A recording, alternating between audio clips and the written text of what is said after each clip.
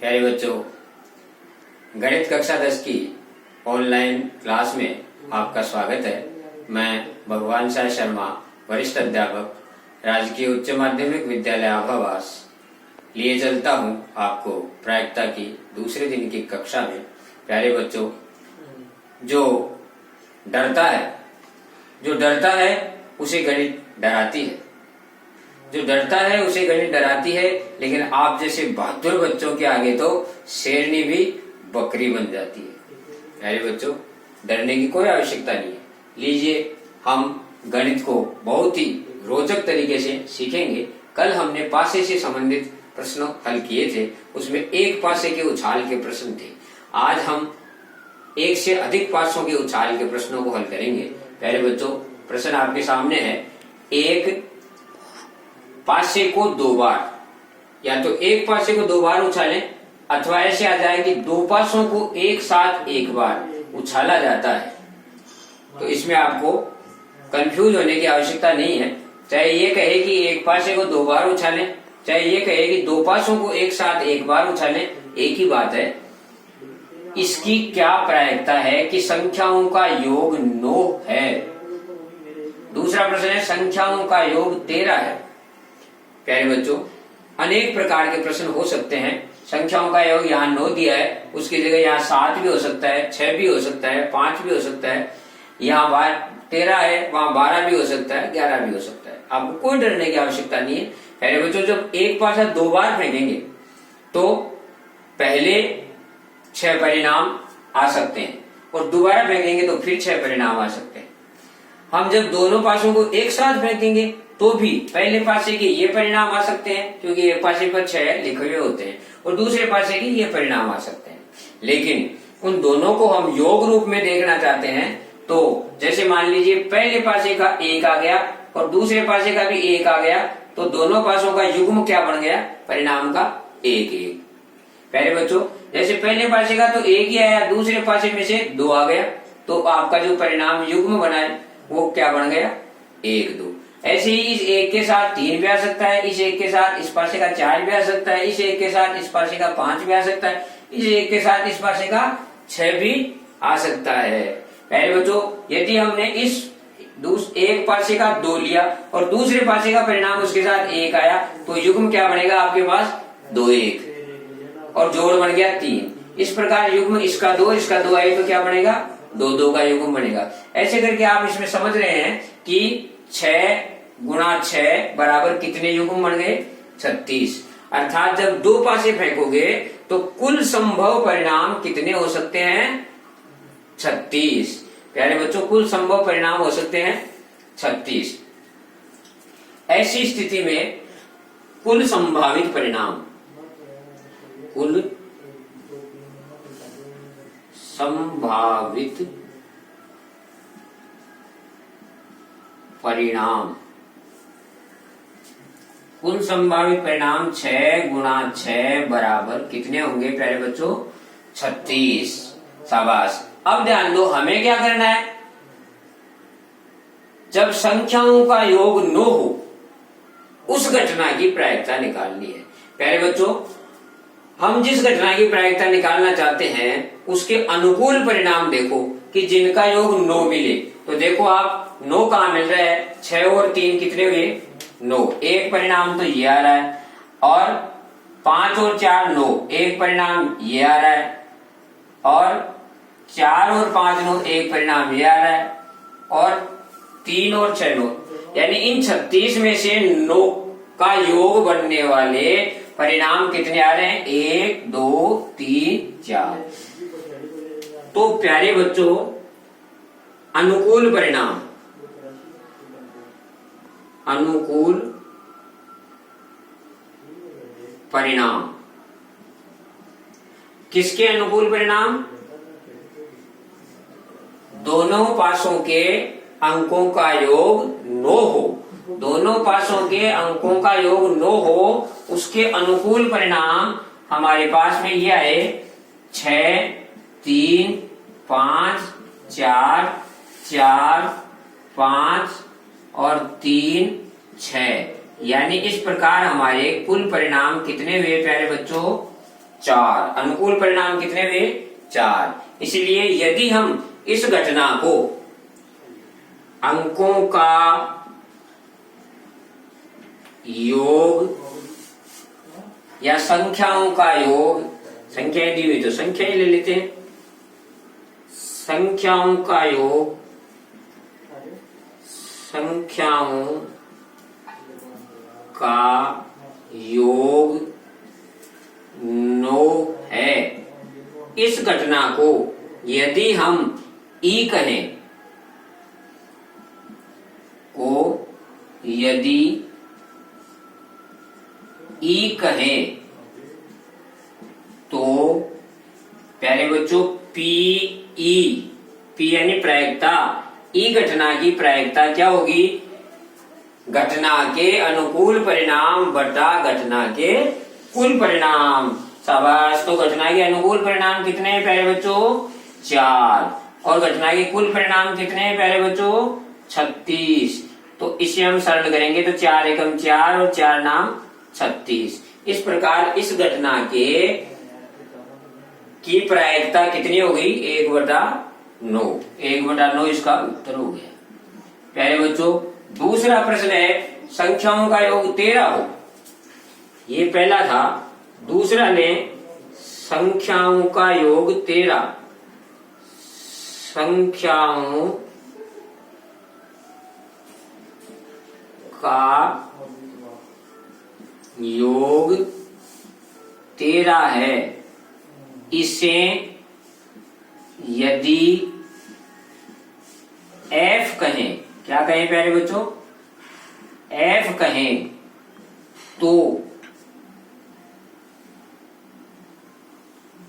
P F बराबर, प्यारे बच्चों इस घटना के अनुकूल परिणाम देखो, 13 योग आने वाले अनुकूल परिणाम। इसमें आप देखें जिस युग्म का योग 13 बने, आप इसमें देख सकते हैं कि योग 13 बने, ऐसा युग्म आप कहां नजर आ रहा है आपको? देख रहे लास्ट तक आप पहुंचेंगे तो यहाँ 6 से 12 होते हैं, 13 का कोई युग्म नहीं है।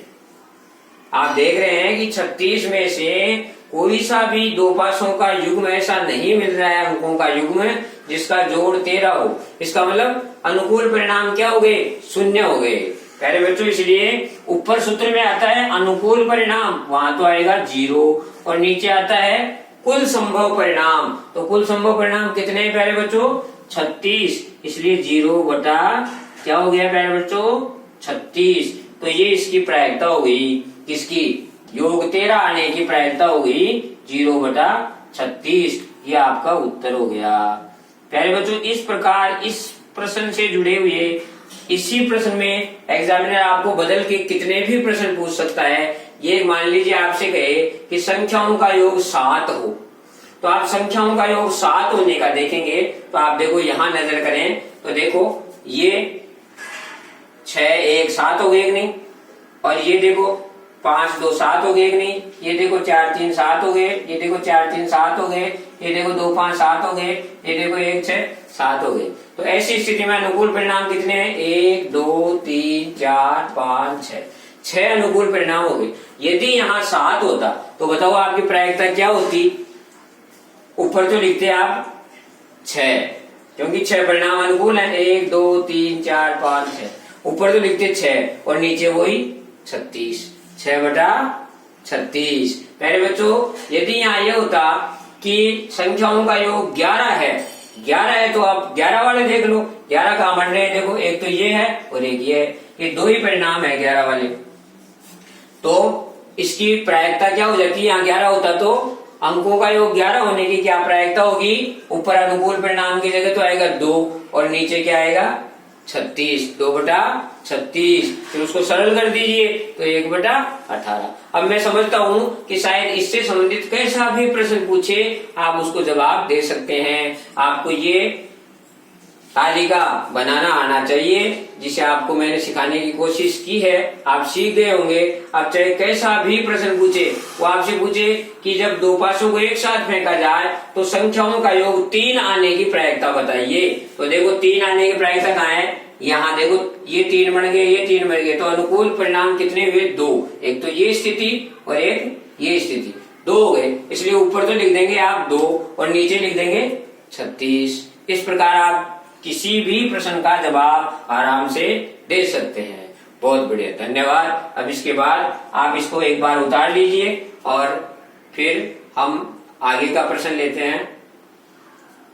आशा करता हूं कि आपने उतार लिया होगा। प्यारे बच्चों, गणित से डरने की कोई आवश्यकता नहीं है।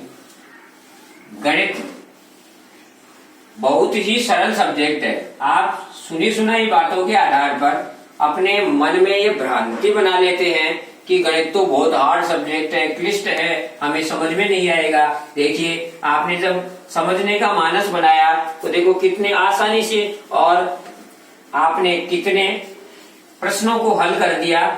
आप इसे आराम से हल कर सकते हैं, कोई दिक्कत वाली बात नहीं है। प्यारे बच्चों, घबराने की कोई आवश्यकता नहीं है। गणित बहुत सरल है और फिर आप जैसे बहादुर बच्चों के लिए तो बहुत सरल है। प्यारे बच्चों, अगला प्रश्न हम एक सिक्के का लेते हैं। एक सिक्के को 2 बार उछाला जाता है। क्वेश्चन है,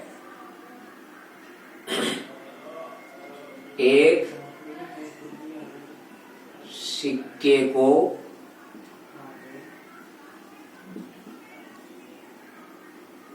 2 बार उछाला जाता है। एक सिक्के को 2 बार उछाला जाता है। दोनों बार चिताने की प्रायिकता ज्ञात करो। दोनों बार चित आने की प्रायिकता ज्ञात करो। दोनों बार चित आने की प्रायिकता ज्ञात करो। पहले बच्चों, इसमें भी मैं आपको बता दूं कि एक ही बात है, चाहे आपसे ये कहे कि एक सिक्के को 2 बार उछाला और चाहे प्रश्न में ये आ जाए कि 2 सिक्कों को 1 बार उछाला। कंफ्यूज मत होना, दोनों एक ही बात है।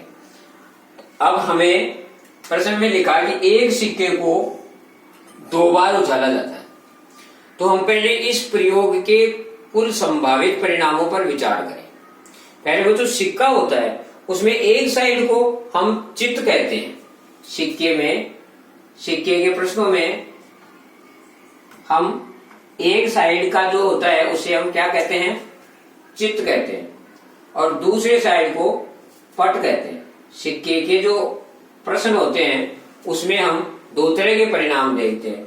हम चित्त जो है उसको अंग्रेजी में हेड कहते हैं और पट जो है उसको अंग्रेजी में टी कहते हैं। अब सिक्के को 2 बार उछालने पर, एक सिक्के को 2 बार उछालने पर कुल संभव परिणाम, इस पर अपन विचार करें तो प्यारे बच्चों, सिक्के को 2 बार उछालेंगे। मान लीजिए दोनों बार एच एच आ गया, मान लीजिए पहले में एच आ गया, दूसरे में टी आ गया, मान लीजिए पहले में टी आ गया, दूसरे में एच आ गया, और मान लीजिए आगे दोनों ही टी टी आ गया। ये 4 कुल संभव परिणाम हो सकते हैं। जब हम एक सिक्के को 2 बार उछाले तो हो सकता है कि दोनों ही बार एच एच आ जाए, हो सकता है पहले एच बाद में टी आ जाए, हो सकता है पहले टी बाद में टी एच आ जाए, हो सकता है दोनों ही परिस्थितियों में टी आ जाए। ये ही 4 संभव परिणाम हो सकते हैं। अब अपनी बात कह रहा है कि 2 बार चिताने की, 2 बार चित आने के अनुकूल परिणाम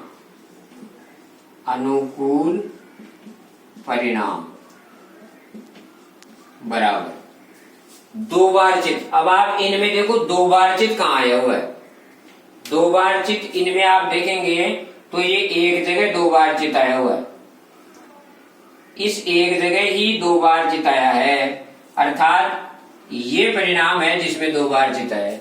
और इसकी संख्या कितनी है, एक। कितनी है, एक। इसलिए यदि इस घटना की प्रायिकता को, यदि इस घटना को हम ई कहें तो इसकी प्रायिकता क्या हो जाएगी, प्रायिकता पी ई बराबर, ऊपर लिखेंगे घटना के अनुकूल परिणाम, घटना के अनुकूल परिणाम, नीचे लिखेंगे घटना के कुल संभव परिणाम, घटना के कुल संभव परिणाम। प्यारे बच्चों, आपने अभी अभी देखा कि घटना के अनुकूल परिणाम कितने हैं, एक। इन चार में से एक ही परिणाम ऐसा है जिसमें दो बार चित आ रहा है, इसलिए ऊपर तो आ गया एक, और नीचे कुल संभव परिणाम। कुल संभव परिणाम कितने हैं, देखो आप, एक दो तीन चार, कितने हैं, चार, और ये है एक, तो ऊपर तो एक नीचे चार, ये आपका हो गया पी ई। प्यारे बच्चों, इसी प्रकार हम ये भी पूछा जा सकता है आपसे कि अधिक से अधिक एक पट आने की प्रायिकता बताओ। अधिक से अधिक एक पट, पट किसे कहते हैं, टी को। अधिक से अधिक एक पट यानी एक से ज्यादा नहीं होना चाहिए, अधिक से अधिक एक। तो देखो अधिक से अधिक एक पट इसमें है, अधिक से अधिक एक पट इसमें है, और कम से कम तो हो सकता है, तो इसमें कोई पट नहीं है। इसलिए अधिक से अधिक एक पट आने की बात आपसे कहे, ये प्रश्न तो आपका पूरा हो गया। मैं इसी में आपको दूसरी चीज और समझाना चाह रहा हूं। अधिक से अधिक, अधिक से अधिक एक पट आने की प्रायिकता, आने की प्रायिकता तो प्यारे बच्चों 3/4 हो जाएगी, क्योंकि अधिक से अधिक एक पट,